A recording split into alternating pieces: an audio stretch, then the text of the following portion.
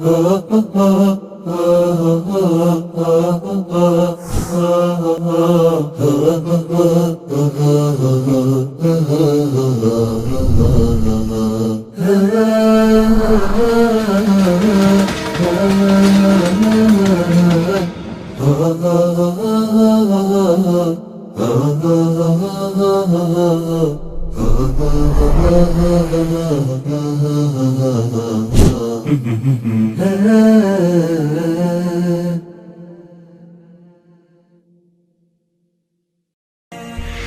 العلا سيروا شبابا مجد، وتكاتفوا ليلوح فجر أجمل، وتسابقوا للمكرمات وحلقوا بسمائها طرا وخيرا أمنوا.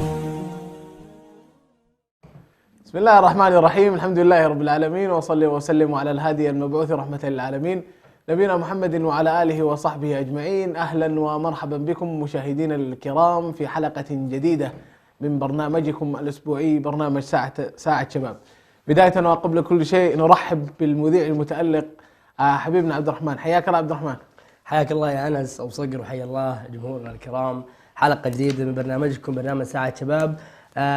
نحب أن نذكركم بأننا في صدد استقبال مشاركاتكم وآرائكم واستفساراتكم عبر الأرقام الظاهرة أمامكم على الشاشة، وأيضا عبر مواقع التواصل الاجتماعي سواء على الفيسبوك، أيضا عبر صفحتنا في اليوتيوب. مشاهدينا الكرام، دعونا لا نضيع وقتنا إلى أولى فقراتنا في هذه الحلقة وجلسة سمر.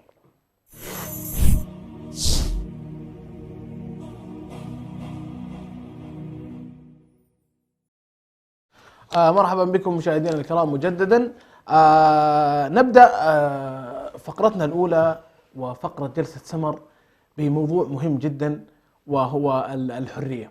في البداية خلينا ناخذ تعريف الحرية قبل أن نسترسل في المتبقي منه. الحرية يا عبد الرحمن هي إمكانية الفرد في فعل أي شيء دون أي جبر وشرط أو ضغط خارجي على أن يتخذ قرار أو تحديد خيار من عدة إمكانية موجودة.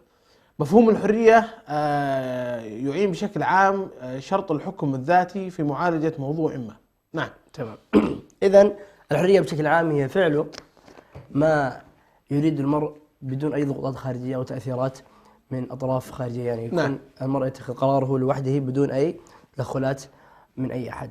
طيب، دعنا بما أنه برنامجنا هو برنامج ساعة شباب نتكلم عن الحرية ولكن في منظور الشباب. نعم. لا نأخذها في عناصر ومحاور. المحور الأول يا أبو صقر، بعض الشباب يعتقد أن الحرية أو يعرف الحرية أنه فعل ما يريد كيف ما يريد ومتى ما أراد بدون أي قيود أخرى. وهنا في إشكاليات قد يقع فيها الشاب. أولا، أنك تفعل ما تريد بدون أي قيود، هذه هكذا بدون أي محددات لأفعالك، هذه محددات قد تدخلك في إشكاليات كبيرة. يعني لا يجب الشاب أن يضع مفهوم الحرية في داخله أنه يفعل كيف ما يريد، يفعل ما يريد كيف ما يريد بالشكل الذي أراد. لابد أن يعني يستمع إلى وجهات النظر الأخرى، لابد أن يفصل في موضوع الحرية بحيث يحترم المجتمع الذي أمامه، المكان الذي هو فيه.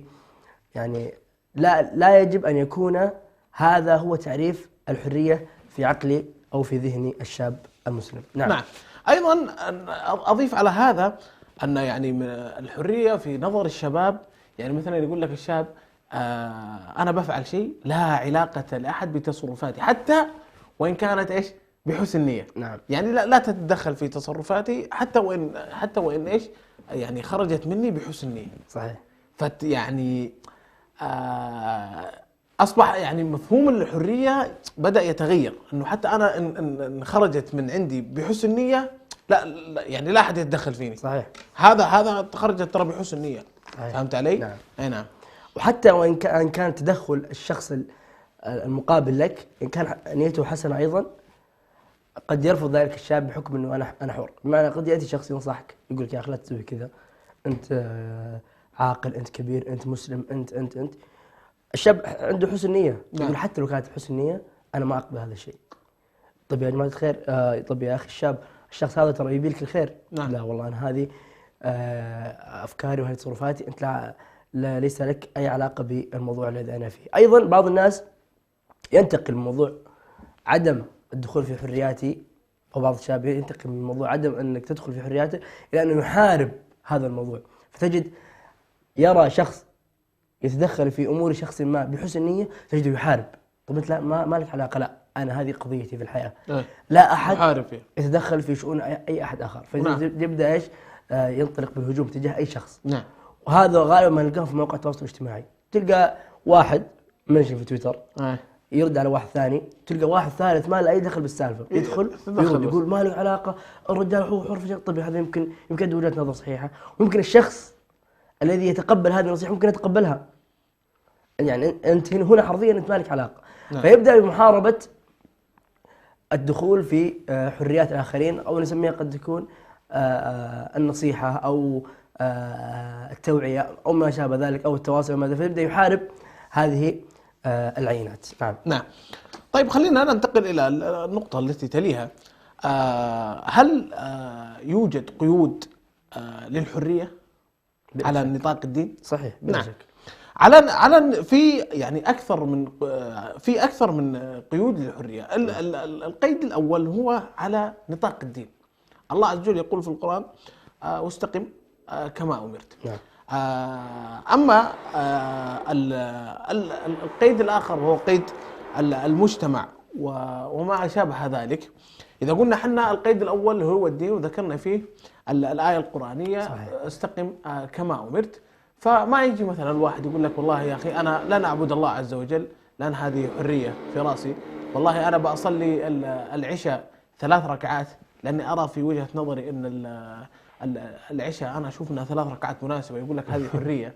هي ما يليق بهذه الأشياء. صحيح. ففي نطاق محددة، لكن في أمور الدين ما في شيء اسمه حرية الشخصية وما إلى ذلك. نعم. يعني أن تلقين. أذكر في مقولة أذكر أنها ابن تيمية وابن القيم يقول: قمة الحرية، أعلى درجات الحرية هي في العبودية لله تعالى. نعم. فبالتالي كل ما الإنسان ارتفعت حريته، كل ما انخفضت عبوديته، أو عفوا كل ما ارتفعت عبوديته لله تعالى، فهما خطان متوازيان. أيضا عندنا القيد الثاني أبو صقر، ألا وهو قيد المجتمع. بعض الناس يهمل هذا القيد، يقول يا أخي أنا أختلف مع مجتمعي في أمور كثيرة. قد يكون مجتمعك يخطئ في بعض الأحيان، ولكن بشكل عام لا يجب على الشاب أن يركز على هذا القيد بشكل كبير، بحيث أنه يرى ما يفرضه عليه مجتمعه سواء كان خاطئا أو صحيحا، ويرفض كل ما يملي عليه مجتمعه بحجة أنه أنا حر. تجد مثلا من مجتمعه أنه في كل أتكلم عن المجتمع الصغير اللي هو القبيلة أو العشيرة، أو المجتمع الكبير اللي هو مثل مجتمع خلينا نقول مثلا في الدول الأجنبية مجتمع العرب في منطقة ما. فبالتالي مثلا والله لو قلنا إنه أنا عندنا مثلا لقاء دوري في العائلة كل جمعة مثلا، هذه مشهورة عند العرب. نعم. يقول أنا والله ما راح أروح. طب ليش يا فلان؟ عندك عندك اسمه انك صلة الرحم، عندك لا والله انا حر ما اقدر اجي. هنا لا، هنا انت تقف، هذا انت لست حرا فيه، وان كنت حرا، ولكن ينبغي على الشاب ان لا يدخل هذه الحرية في هذا القيد، يعني لانك سوف تتصادم مع الجميع، سوف يبغضك المجتمع بشكل عام بحجة انك انت والله حر. نعم. طيب في نطاق اخر وهو يعني نطاق مهم جدا، هو نطاق العائلة. قيد مهم. يعني في مثلا ما يجيك الواحد يقول لك والله يا أخي أنا لا أزور الوالدة سنة كاملة ولا أزور العائلة. والله يا أخي أشوف أن هذه من ضمن الحرية، يعني أنا ما أسأل عن أهلي. صحيح.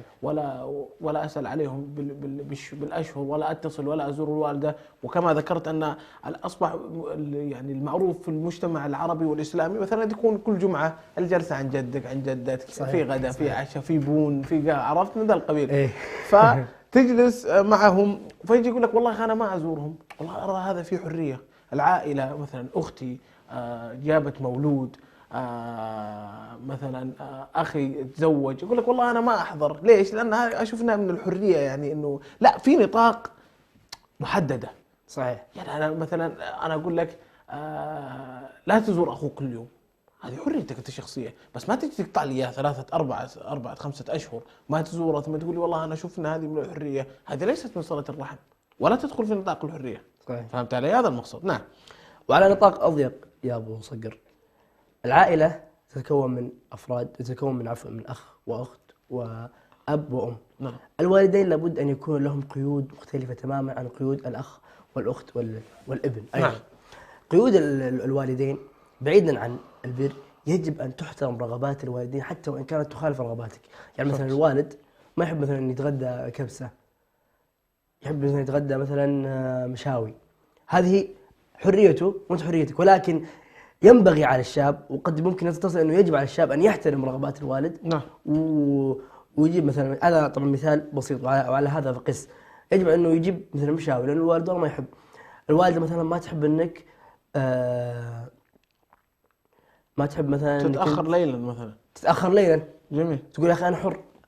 هل انا مثلا انسان سيء؟ لا، انت مو انسان سيء، انت ممكن تتاخر، تسهر في الليل، ان شاء الله وتسهر في الليل تقوم الليل مثلا في المسجد الى صلاه الفجر، دام والدتك امرتك انك انت تحضر في البيت، يا اخي احضر في البيت يا اخي. جميل. كلها ساعات معينه تحترم فيها رغبات الوالده وتكسب بذلك برها وتكسب بذلك دعواتها، وهي ايضا في نطاق حريتك، ولكن يجب ان تحترم رغبات الوالدين حتى لا تبدا تتصادم معهم ثم تبدا طبعا هذا كله في غير معصية الله. وإن جاهداك على أن تشرك بما ليس لك به علم فلا تطيعهما وصاحبهما في الدنيا معروفا. الله عز وجل يقول مع أنهما، تخيل أمرك بالشرك بالله عز وجل وهي أكبر الكبائر، يقول وصاحبهما في الدنيا معروفا. فما بالك أنها تقول لك والله تعال في الليل بدري ودي خالتك ودي عمتك.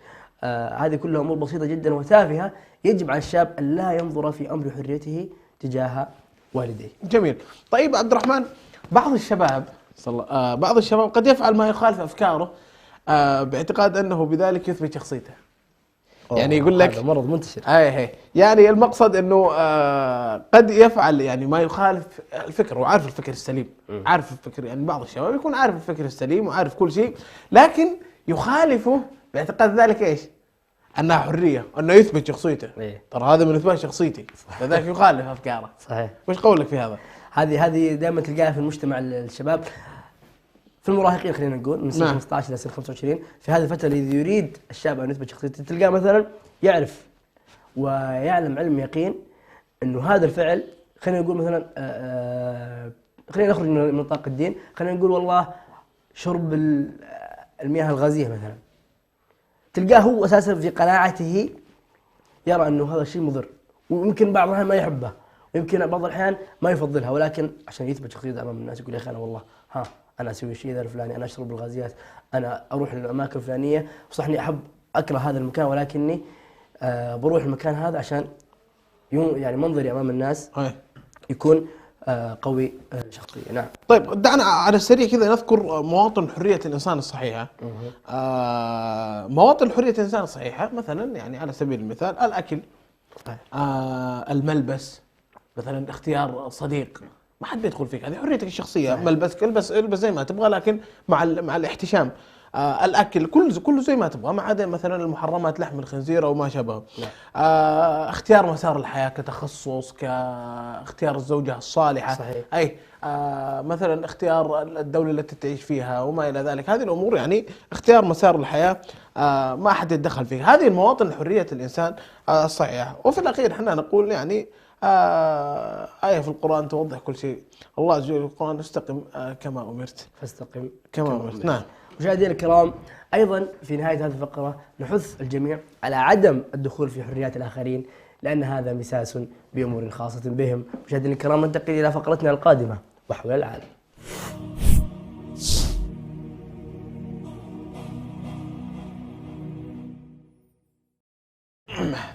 مرحبا بكم مجددا وإلى الفقرة الثانية، فقرة حول العالم. اليوم الدولة يعني مختلفة، وصراحة الواحد يعني أتمنى إلى الآن والله أني أزور الدولة هذه. دولة جميلة هي دولة كينيا، نأخذ تعريف عنها خفيف ثم ندخل في تضاريسها وأهم المواطن السياحية اللي هناك. دولة كينيا من الدول الإفريقية التي تأسست كدولة عام 1963 ميلادي، وعاصمتها هي مدينة نيروبي إن صح التعبير. نعم. ونظام الحكم فيها جمهوري. نعم. عاصمتها نيروبي. تضاريس الدولة يا أبو صقر تنقسم إلى 3 مناطق. عندنا المنطقة المدارية اللي هي الساحلية، وعندنا نعم. أيضا المنطقة الداخلية وهي منطقة خصبة، وأيضا عندنا منطقة السهول الجافة وهي المنطقة التي تحيط بكينيا. كما تتنوع التضاريس على سطح أراضيها كثيرا، فنجد المستنقعات الساحلية، ونجد أيضا التكوينات الجبلية والتكوينات أيضا المرجانية، ونجد الهضاب كالهضبة المعروفة الهضبة الكينية الكبرى. عندنا أيضا الحافة الأخدودية، وعندنا بحيرات مثل بحيرة ردلف، عندنا الغابات المطيرة والاستوائية بكافة أنواعها وأشكالها، وتشتهر كينيا أيضا بهذه الغابات. عندنا أيضا على سبيل السواحل، يعني نذكر أنه كينيا هي دولة ساحلية، فبالتالي يحدها من الغرب ساحل المحيط الهندي، وعندنا أيضا الشواطئ، عندنا السلاسل الجبلية كسلسلة جبال كينيا، عندنا أيضا الأودية كوادي الأخدود العظيم، والأنهار كنهر آثي ونهر تانا. أما مناخها يا صقر فيتميز بأنه مناخ استوائي، يعني مناخ غالبا طوال السنة أنه يكون مطير. نلاحظ يا أبو صقر أنه في هذه الدولة عديد من المناطق، عديد من التضاريس المتنوعة، فبالتالي تتنوع فيها الثروات. نجد ثروة حيوانية، نجد ثروة سمكية بحرية، نجد ثروة أيضا صحراوية، وبشكل عام تتميز كينيا بأنها منطقة استوائية، وهذا يخالف دول أفريقيا بشكل عام. نجد أن دول أفريقيا هي من الدول الحارة وتشتهر بالمناطق الصحراوية، إلا أن كينيا كونها جت على خط الاستواء، فبالتالي هي دولة استوائية. جميل. طيب الديانات في الدول، الديانة في الدولة نفسها تتعدد الديانات، بس في دولة كينيا الدين المسيحي تقريبا ماخذ يشكلون الى 70% في دولة كينيا. عجيب. والباقي مسلمين، صلى الله يثبتهم يعني. فتلقى ان يعني 60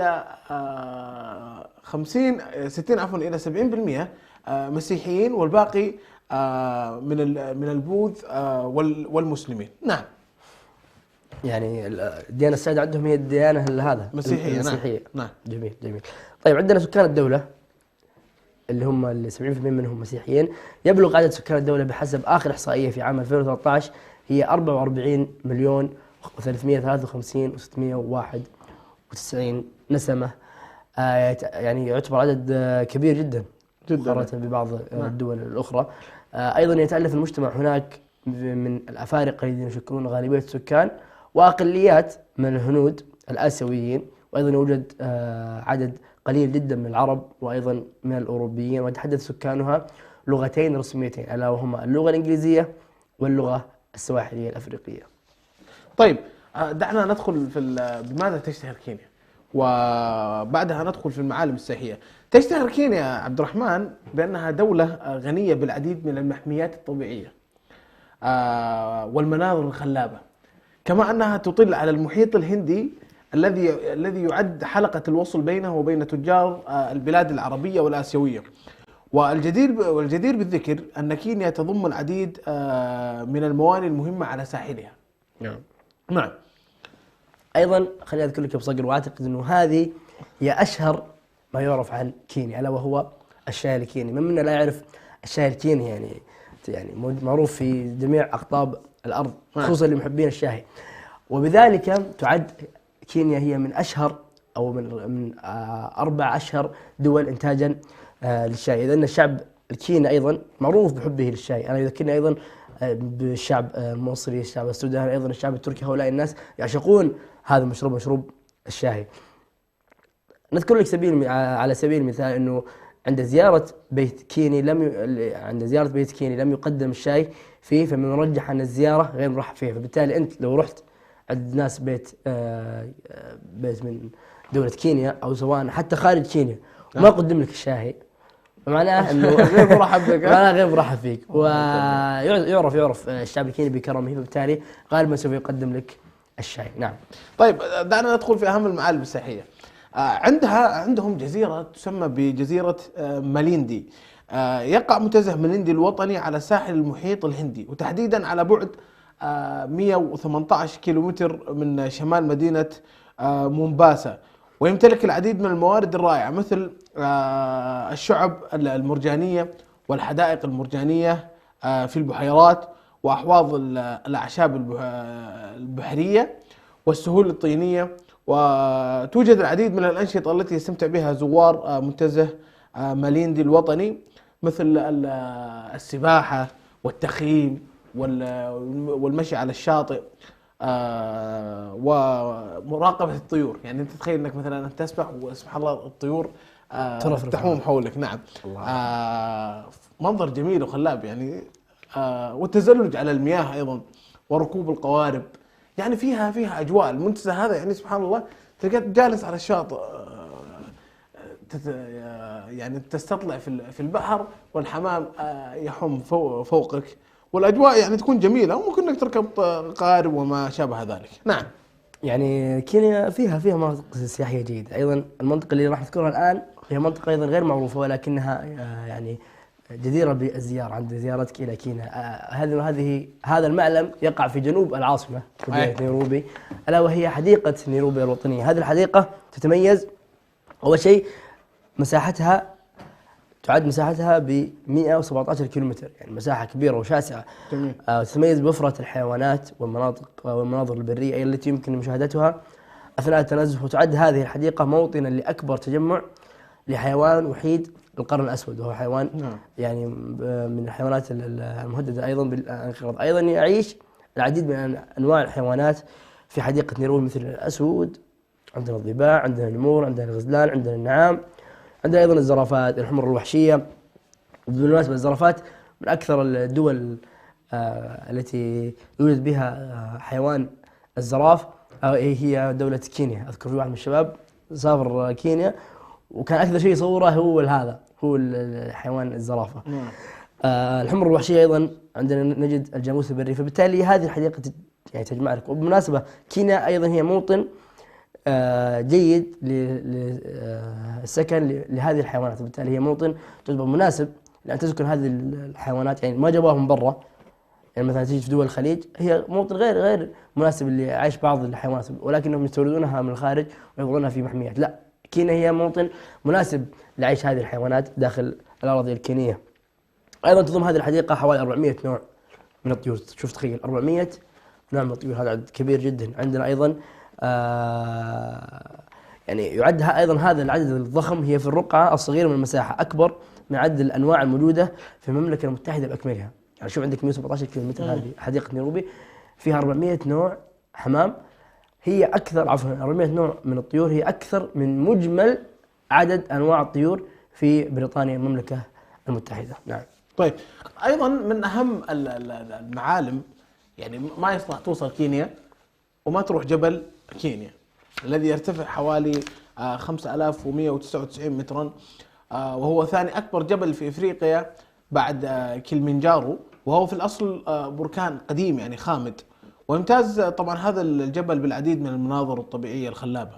ويحتوي جبل كينيا على 12 نهر، لذلك فإنه أحد أكثر المناظر الطبيعية إثارة للإعجاب في شرق إفريقيا. يعد جبل كينيا بيئة متنوعة لأنه يحتوي على نباتات متنوعة وغابات ومحميات طبيعية. ويقع جبل كينيا بالقرب من طريق هجرة الأفيال الإفريقية. فيعني سبحان الله كينيا تحس أنها يعني لابد من زيارة لها. الواحد يعني مثلا ياخذ اسبوعين ثلاثه يفرفش، عرفت؟ يغير اجواء وزي كذا. طيب، ننتقل واياك عبد الرحمن الى الفقره الاخيره وسبورت. ولكن دعنا يوصل اجملوا وتسابقوا للمكرمات وحلقوا بسمائها ضرا وخيرا امنوا.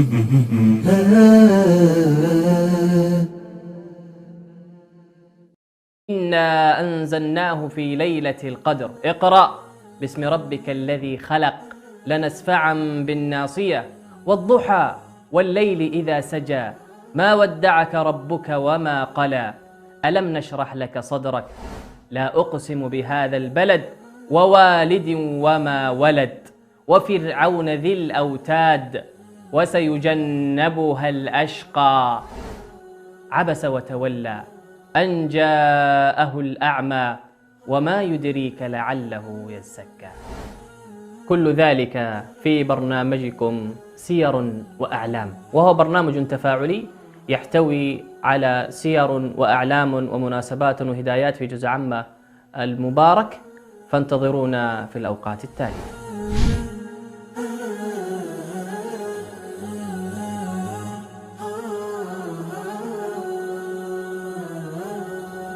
أبدأ بسم الله الرحمن وبالرحيم دائم الإحسان، فالحمد لله القديم الأول والآخر الباقي بلا تحول. أكرم بقوم أكرموا القرآن، وهبوا له الأرواح والأبدان. وكما قال الشاعر: الحي حي من حياة لسانه، فإذا أبيد من اللسان أبيد.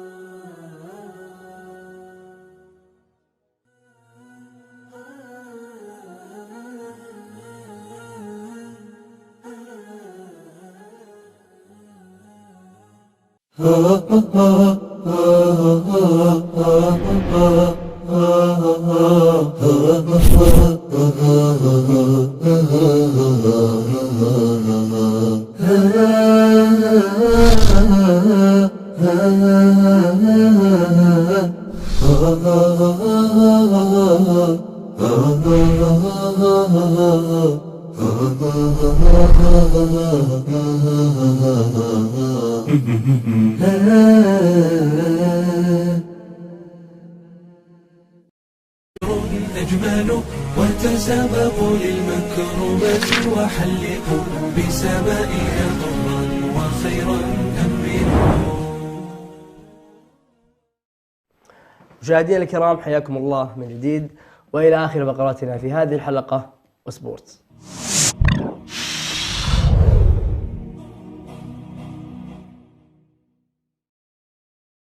مرحبا بكم مشاهدينا الكرام.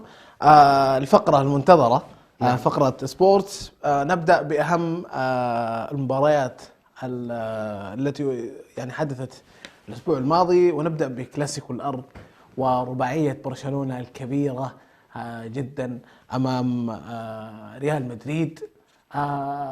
ألف مبروك لجميع مشجعين برشلونة. هذه المباراة التاريخية التي تسجل للبرشلونيين. لكن دعنا ندخل في تحليل المباراة وناخذ سبب خسارة مدريد برباعية وسر تألق تشافي وكتيبته في هذه المباراة. تفضل عنها. نعم، يعني قبل أن نذكر الكلاسيكو لابد أن نذكر المباريات التي أتت قبل الكلاسيكو، تحديدا من يوم حضور تشافي إلى برشلونة. نجد أنه تأثير تشافي على برشلونة كان تأثير كبير جدا لم يتوقعه أحد، وأنا يعني أشبهه بتأثير توخيل مع تشيلسي، إلا أنه تأثير توخيل توج به ببطولات مثل الدوري الأوروبي وعفوا دوري أبطال أوروبا وأيضا كأس العالم للأندية، إلا أنه تشافي الآن لم يحصد آثار هذا التأثير.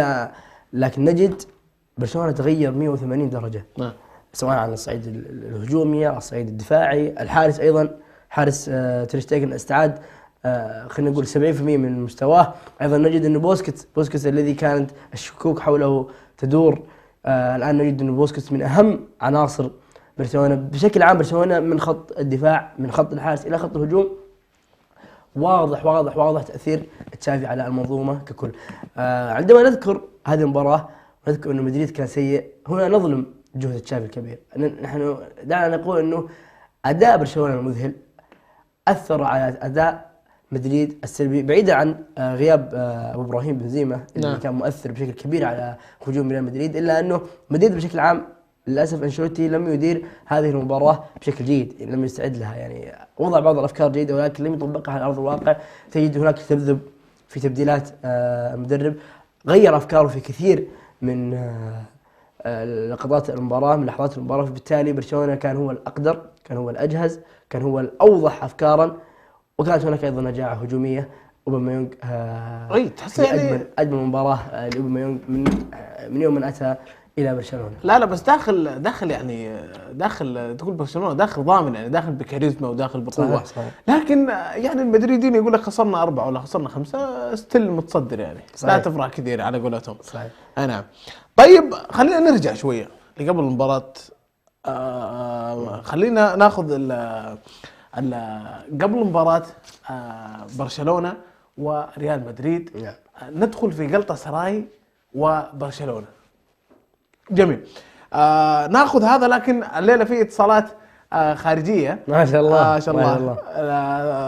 الو السلام عليكم. السلام عليكم. وعليكم السلام ورحمه الله، حياك الله حبيبنا. اول شيء بقول الله يعطيكم الف عافيه على البرنامج الجميل هذا. الله يعافيك، عرفنا على اسمك بس يا غالي. معكم محمد نور. انعم واكرم، انعم واكرم حبيبنا محمد، تفضل. في عندي استفسار بسيط وأبي أعرف رايكم فيه. معليش والله الصوت يقطع من جديد.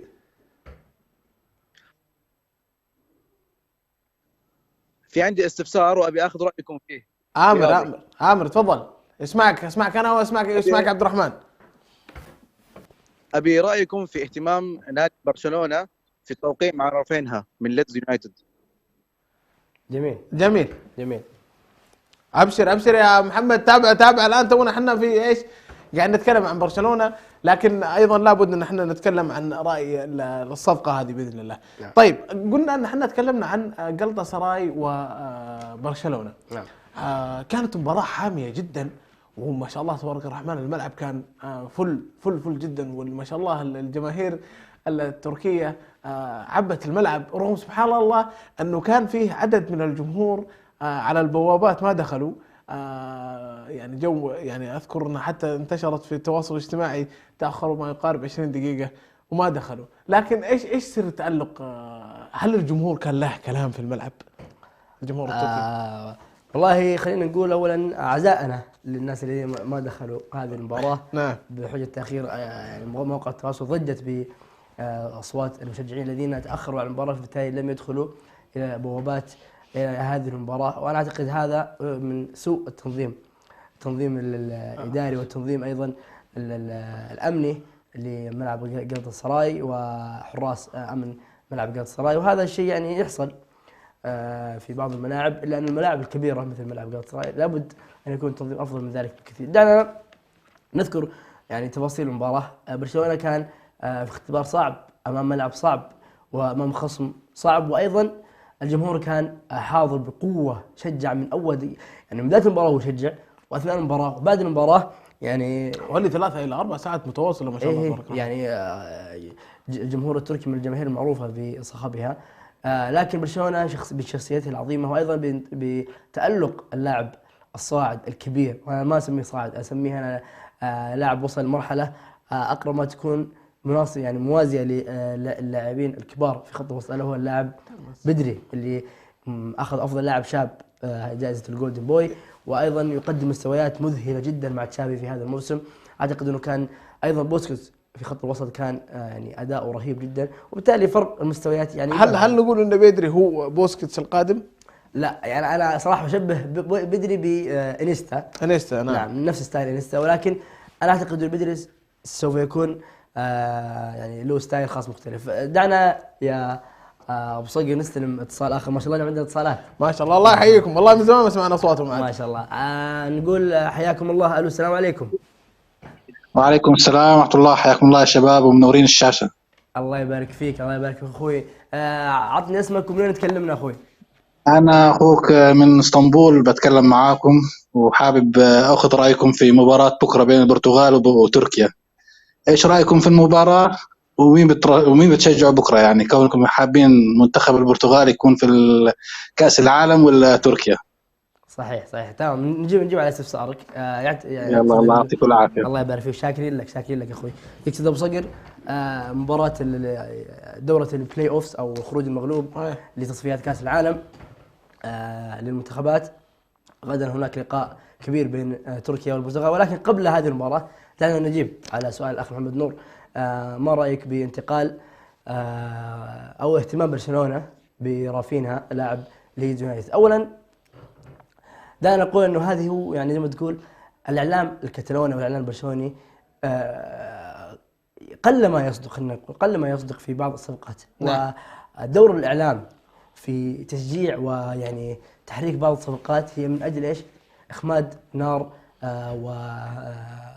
او مثلا خلينا نقول ايش؟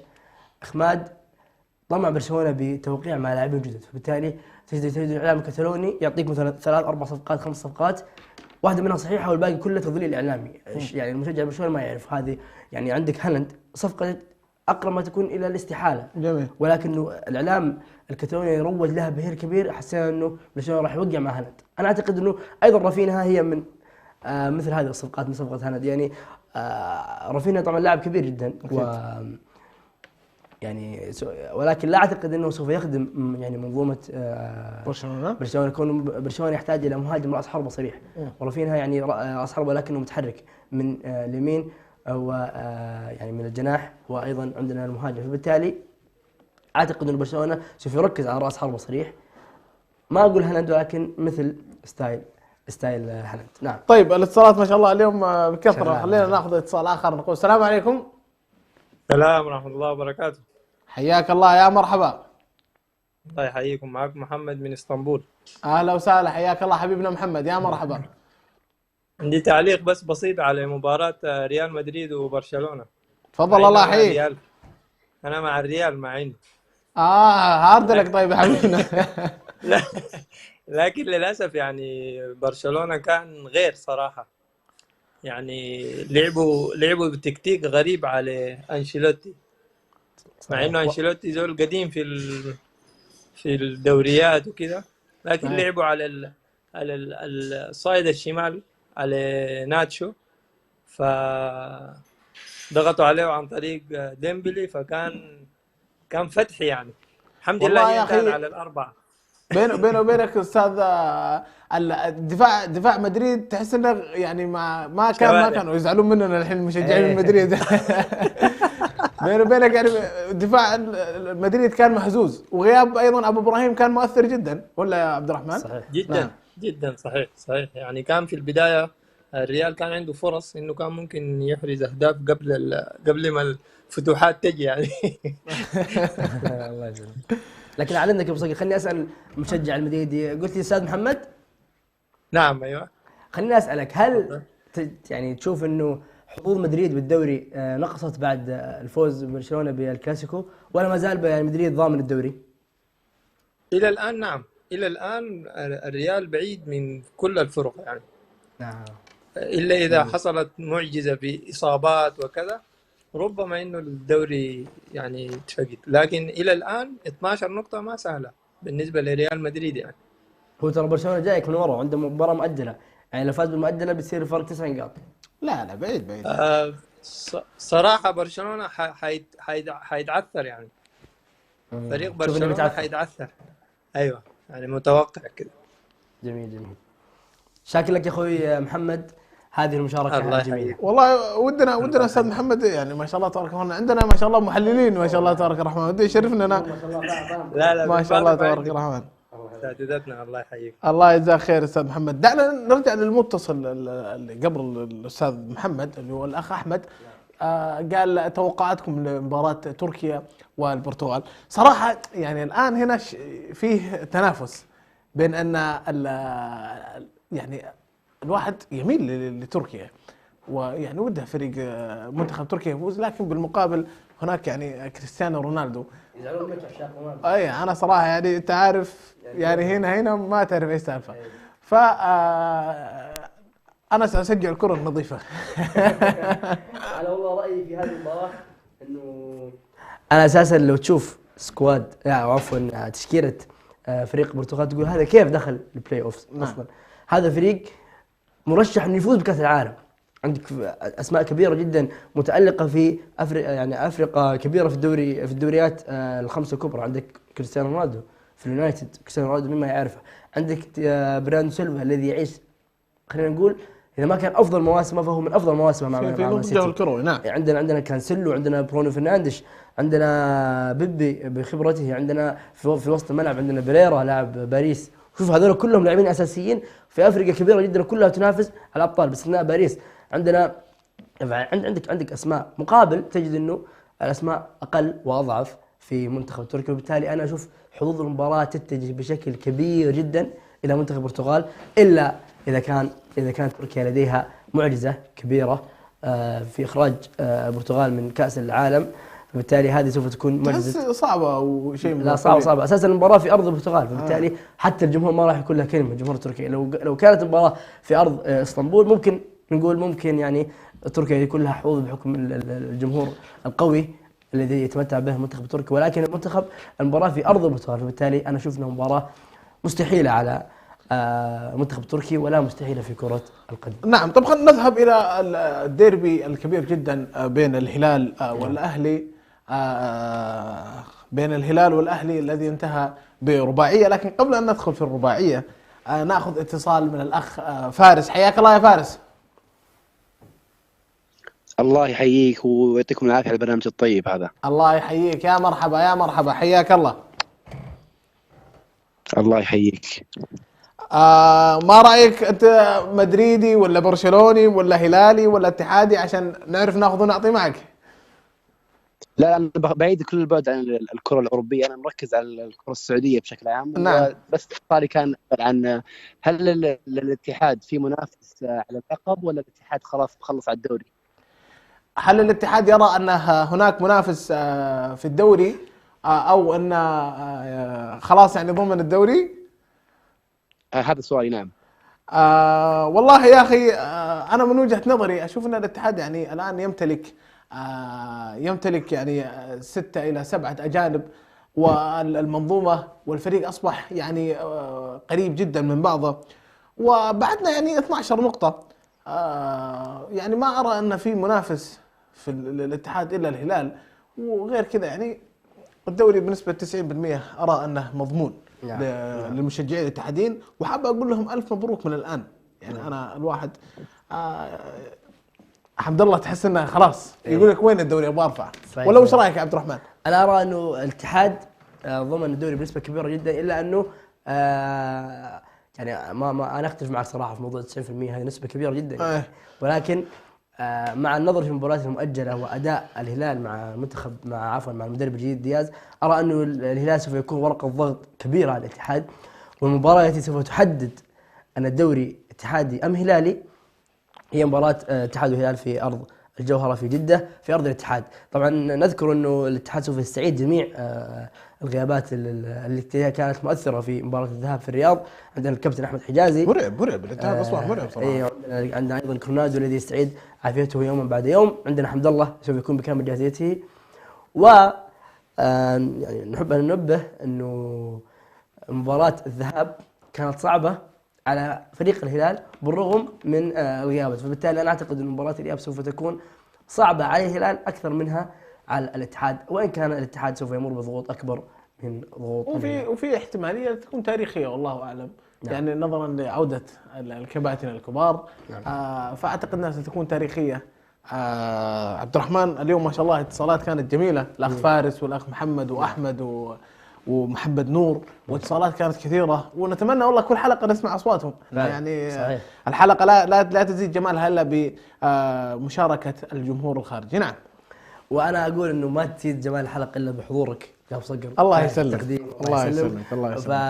فباسمك وعفوا باسم الجمهور وباسم جميع مشاهدينا الكرام نشكر على هذا التقديم الرائع، وايضا نشكر مشاهدينا الكرام وايضا جميع من اتصلوا معنا في هذه الحلقه. نحب ان نذكر الجميع بان موعد حلقه ساعه شباب وكل خميس الساعه 5 مساء بتوقيت اريتريا. الى ذلكم الحين نستودعكم الله، والسلام عليكم ورحمه الله وبركاته.